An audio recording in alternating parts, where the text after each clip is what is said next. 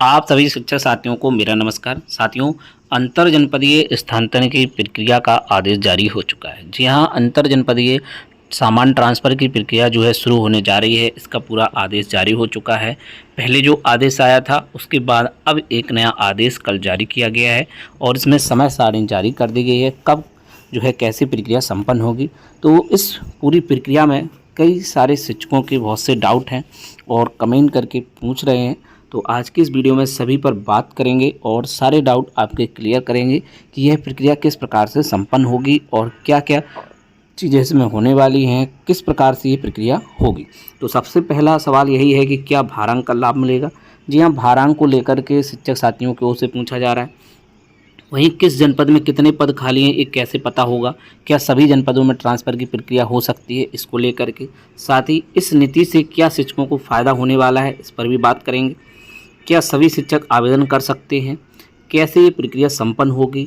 और साथ ही साथ जिले के अंदर म्यूचुअल ट्रांसफ़र ले लिया है तो क्या अब अंतर जनपदीय स्थानांतरण की प्रक्रिया में शामिल हो सकते हैं। तो ऐसे कई सारे डाउट हैं शिक्षकों की जो कि पूछे जा रहे हैं। तो आज के इस वीडियो में इन सभी डाउटों पर बात करेंगे कि जो है किस प्रकार से यह प्रक्रिया संपन्न होगी। तो वीडियो के अंत तक बने रहिएगा और वीडियो पसंद आए तो वीडियो को लाइक करें और साथ ही साथ चैनल पर पहली बार आएँ तो चैनल को सब्सक्राइब जरूर करें, क्योंकि यहाँ पर आपको शिक्षा विभाग से रिलेटेड सारी अपडेट हमेशा मिलती रहेंगी। तो चलिए शुरू करते हैं इस महत्वपूर्ण वीडियो को। तो पहला सवाल यही था कि भारांक मिलेगा या नहीं।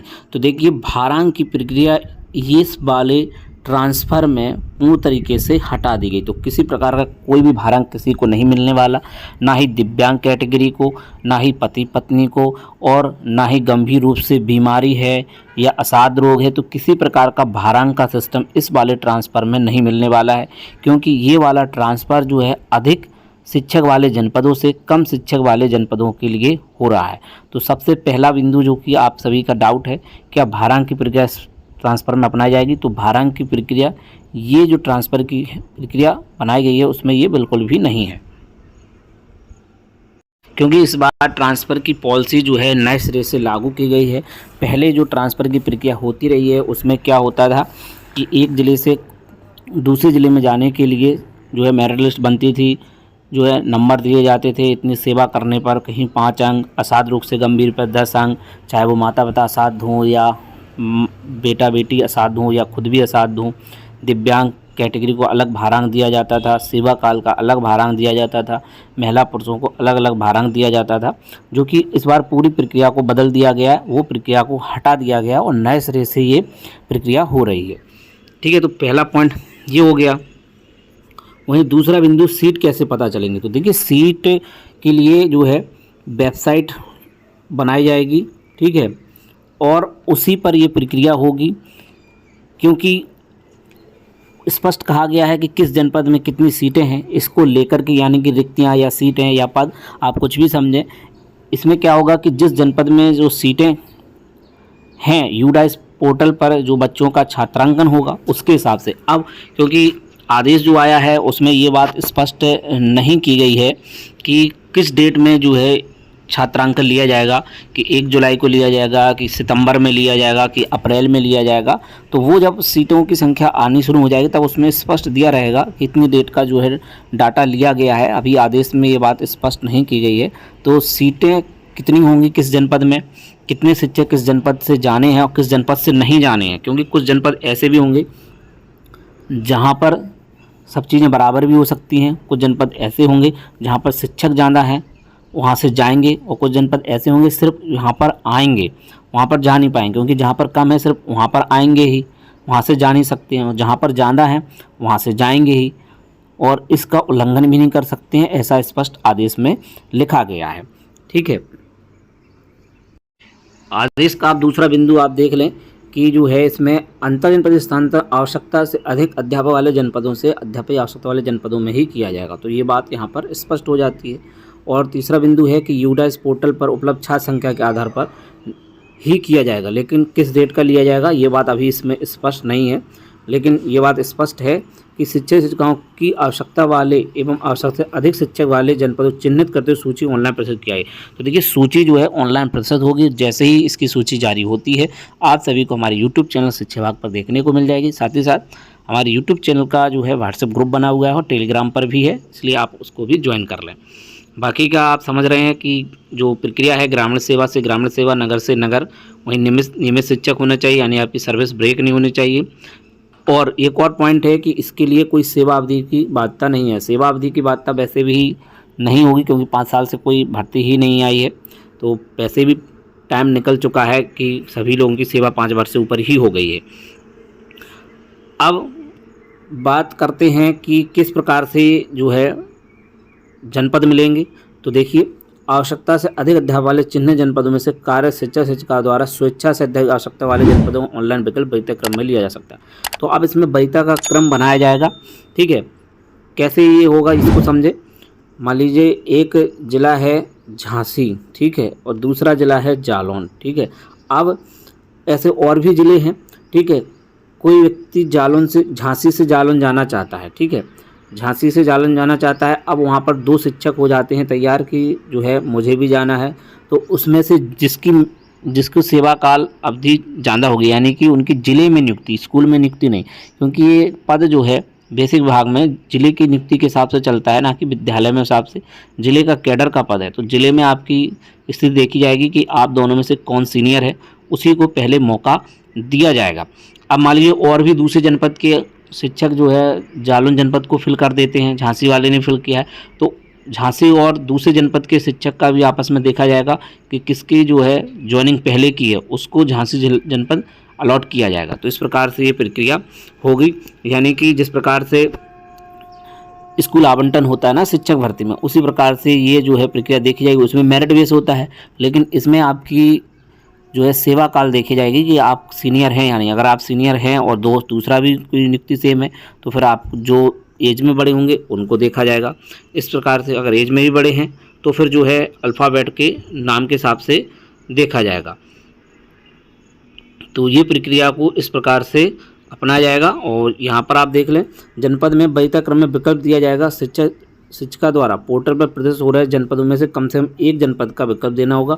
ऐसे ऑनलाइन आवेदन विकल्प नहीं भरा जाएगा, तो आपको विकल्प के लिए पूरी लिस्ट खुल जाएगी जिन जिन जनपदों में शिक्षकों की आवश्यकता है, और आप उनमें से चयन कर लेंगे। यहाँ पर देखिए कि जो रूल है उसका मान किया जाएगा। आवश्यकता से अधिक कार्य अध्यापक वाले चिन्ह जनपदों से कार्य शिक्षक शिक्षिका द्वारा अध्यापक की आवश्यकता जनपदों में पोर्टल प्रतिशत रिक्तियों के साथ आवश्यकता से अधिक कार्य अध्यापक वाले चिन्ह जनपद से उस सीमा तक स्थान किए जाएंगे जिस सीमा तक आरटी का जो है उल्लंघन ना हो। पूरी प्रक्रिया ऑनलाइन की जाएगी। जनपद से स्थान होने वाले, जनपद में स्थान होकर आने वाले शिक्षकों की संख्या वैकेंसी मैट्रिक्स से अधिक नहीं होगी, तो ये इसका जो है अधिक नहीं हो सकती है। देखिए ये वाला बिंदु देखें छठवां कि कार्य जनपद में नियुक्ति तिथि समान होने की दशा में अधिक आयु वाले शिक्षक शिक्षिका को वरीयता दी जाएगी। यानी कि आपकी जो है नियुक्ति समान हो गई है, तो फिर किसको वरीयता दी जाएगी, तो यहाँ पर वरीयता जो है ऐसे शिक्षक शिक्षिका को दी जाएगी जो कि आयु में ज़्यादा होंगे। और आयु भी समान हो जाए तो अंग्रेजी वर्णमाला के क्रम में जो है ना देखा जाएगा, फिर उसके बाद उनको लाभ दिया जाएगा। तो ये प्रक्रिया ऐसे होगी। सीटें आपको वेबसाइट पर दिखाई देंगी।